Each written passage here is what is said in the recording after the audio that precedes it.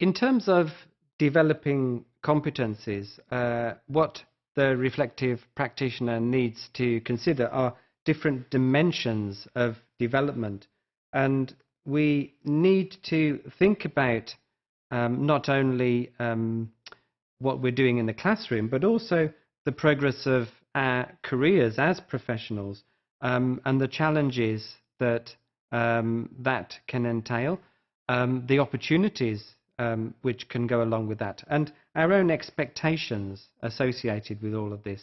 And this means that as we progress through this professional life, that our confidence as reflective practitioners will grow, and we will continue to learn from experience and use that experience to help us develop as quality practitioners.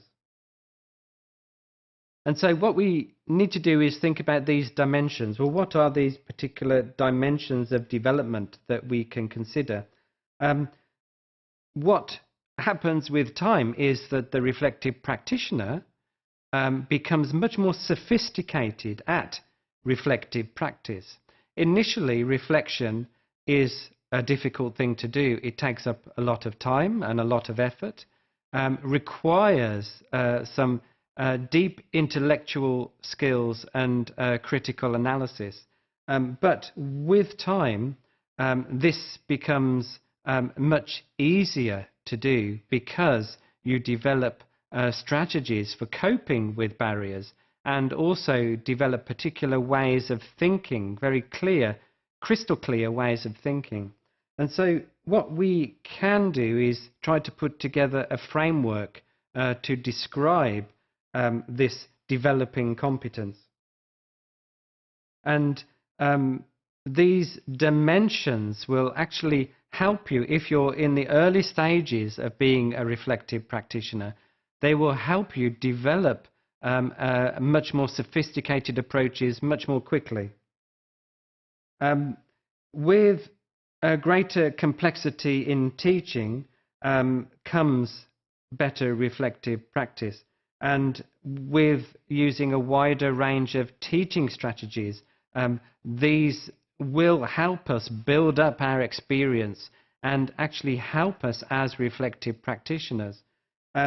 So using the experiences will actually help us reflect better in the future, and then better reflection will actually help us build better experiences. So there is a cycle here. Also, of course, the reflective practitioner can consider reading around the subject, looking at research, and also looking at other evidences within their own teaching and within the teaching of others. And what this leads to then is thinking much more broadly than just being in your classroom. The reflective practitioner, the developed experienced practitioner, somebody being very sophisticated, is somebody who can expand their learning and expand their experiences, and therefore expand their impact beyond the immediate classroom.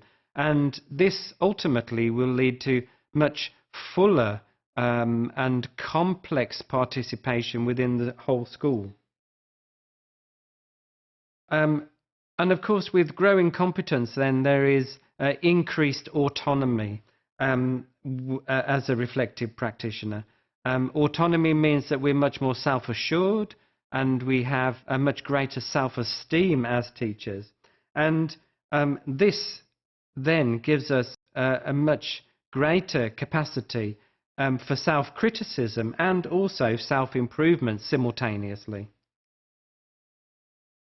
It also then, if we're looking from a whole school perspective, will help us consider the impact that this will have on our colleagues, especially where we as reflective practitioners can enter into a mentoring situation or a coaching partnership with others, because this is where good practice gets shared in the school environment.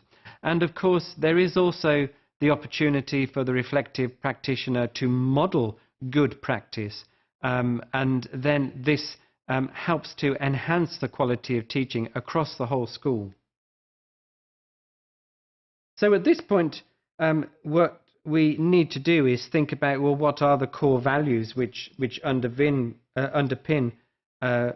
professional practice, and encourage attitudes and conduct also in terms of what we're doing in the school. So the competencies that we've been talking about, the competencies which have been described about values and about understanding and knowledge, all will help to build a professional persona, a professional identity